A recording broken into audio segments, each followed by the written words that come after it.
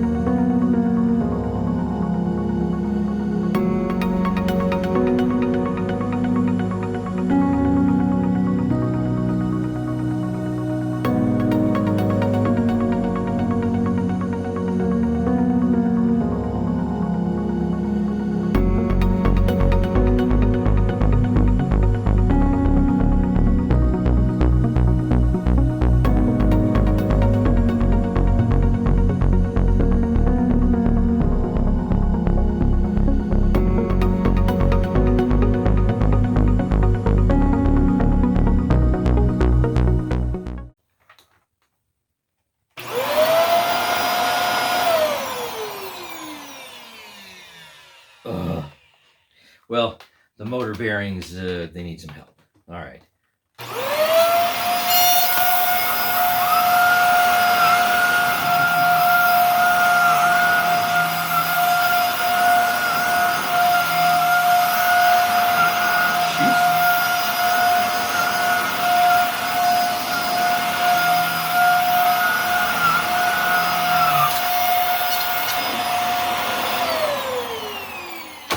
Wow, that is a lot of suction.